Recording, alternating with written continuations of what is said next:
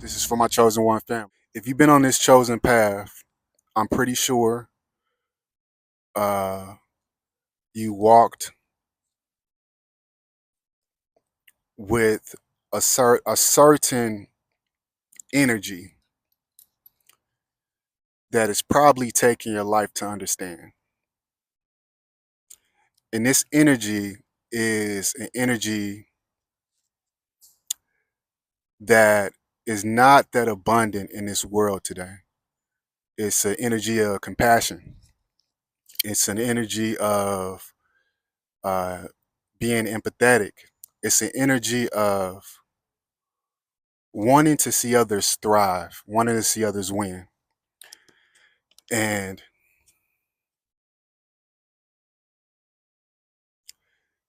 there's something innately different, of course, about people who are walk this chosen path in God or to God or with God, whatever level. But it does have to do with God, and it does have to do with spirituality. And it has to do with you awakening and having this level of self discovery why you have always felt different. And even my soul may have felt disconnected in a lot of ways from your traditional man, woman. And you would look at this world and you would wonder, you would almost be feel like an alien watching people and wondering why people are behaving a certain way, why people are interacting a certain way, why, like for me, I'll put it this way, I'm gonna keep it our way 100. Uh, I felt like a doggone alien on this planet. I felt like when I first got here, you know, and even coming up in childhood, probably all kids feel like this, like, oh, there's something different. But there was something very, like, I'm like, something's different about me because I'm watching people and I'm just like, it was like I had never seen life forms like this. I had never, I was so, it was like I had never had this acting in such manners. And like, it was like I spent a large part of my life learning how this world works, learning how people worked. Um, I remember, I remember getting out of high school and I was so obsessed with human behavior. I jumped into psychology and I was taking psychology classes and I was thriving in those classes before uh, I had a child and, you know, first love and all that type of stuff and took me all another direction. But me personally, I didn't have the capacity to finish school. I had definitely had a strong interest in psychology, but I didn't have a passion to finish school. So I took the next best thing and I jumped into sales. I took on sales roles. I took on every sales job. And during learning sales, I learned so much about people, the mentality, the mindset, the psychology, and I became a student of human behavior, a student of this landscape that we live. And I honestly have been like a life long student, you know, and it just kind of keeps evolving into different arenas and different levels and stuff like that, and peaking different interests.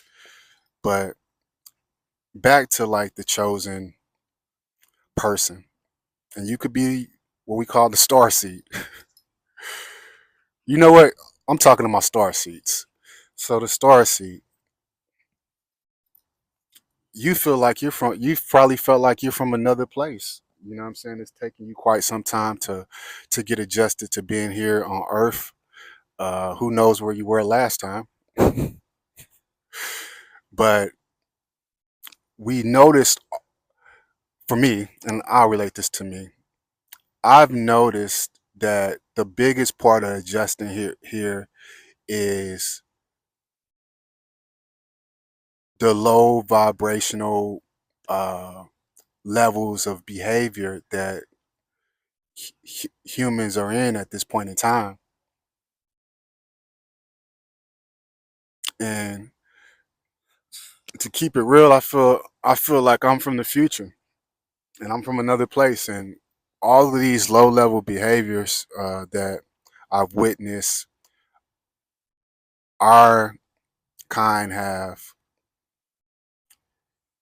transcended past these and reached levels of love that I think I won't see here in my lifetime on in Earth. Because love here has become like this really low level, like I love you, I want to own you, you're mine. If you leave me, then I hate you and I'll hurt you and I'll make sure nobody else will ever have you. And it's like, what type of doggone love? And it's like, I love you as long as you're doing what you need to do for me, as long as you're being the person I need you to be towards me. I'm in love when, as long as you're fitting my narrative, I'm in love with you. You're not fitting my narrative, I hate you. So, Earth at this time is going through a major transition and arriving at new doggone psychological perspective on love and these words that they have abused. And I see these words being used so abundantly. I see like young people meet somebody, they go out with them and like, I love you. And it's the cycle that they've been taught, you leave me, I hate you. I did all of this for you and now I'm in pain and you caused this pain, and I'll never forgive you because you're the reason that I'm gonna always be hurting and I'm gonna hurt for the next 10 years because you hurt me because I gave you my love. And these low level of victimization type mindset. And like I said, wherever I'm from, we're light years ahead of these type of emotions. But it's always been very interesting for me to observe the nature of mankind and the psychology. And even when I was undiscovered or didn't have any self discovery, I participated in these behaviors because I'm part of a collective. And part of the chosen journey is you learn to walk your path and you learn exactly who you are and exactly why you're here and exactly why things didn't make sense for a long time. And I'll put it this way, I see it on social media a lot. People are just like going on about like how people did them. And if people really understood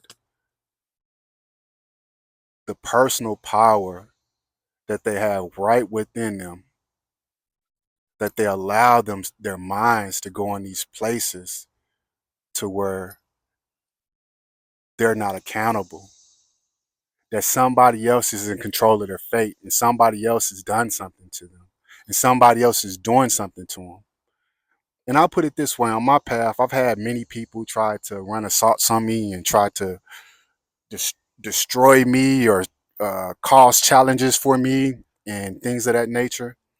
Um, but me personally, I do not care because these things are things that people are dealing with within themselves, and you gotta allow people to deal with things within themselves. Like for me personally, like I've dealt with levels of enviousness and stuff like that, and these are personal matters to each person. You know what I'm saying? And everybody here has their own battle they have to transcend and they have to work through. And a lot of times I understand psychology so well. I feel very sorry for people, and the manners in which they're receiving life and they're behaving and responding to things. And I have a lot of compassion for that. But Yeah, and a lot of people take that as like a kindness that's a weakness, but it's not a weakness. It's like it's who I am with it. Where, like I said, wherever we're from, we have not. We went through our wars. We went through our times where we went through these vibrations, but we rose and we grew in levels of love that were miraculous. And that's why a lot of chosen people are on earth right now. You embody something in your spirit that's here to show people in this time what it means to love, what it means to extend trust, what it means to be a person that doesn't just look at where a person is, but look at who they could be or where they could go. And a lot of times if you're like me, I've always looked at people like for who they could be. So that does cause a bit of a blind spot because that's the way I look at the world. And part of chosen people's heartbreak is that we do look at people like that. And the truth is, you also have to not be blind and you have to look at people for who they are right now, right now, because you can put them in such a high light that they can only disappoint you. It's inevitable that they can disappoint you because they're not capable or it's possible for them to uphold that level of character, even if they wanted to. And this is where compassion continually comes in. So like if you're a person out there that's dealing with people and you feel like people have like done you wrong and did this and did that, realize that there is a lot of learned behavior in these times that we're moving past, and it's enough on a person to deal with the fact that they got to sit with who they been and they got to deal with correcting that. So for you to take on someone else's doggone actions and become a victim, it is not conducive to the purpose that you're here for. You're here to be an example, chosen one. You're here to lead by example. So I didn't know where I was going with this video, but I guess I want to tell you that just because somebody throws a stone your way, don't mean you have to throw a stone back. Sometimes it's best if you just let them sit with the fact that they threw a stone and they thought it meant something. With that said, I'm out.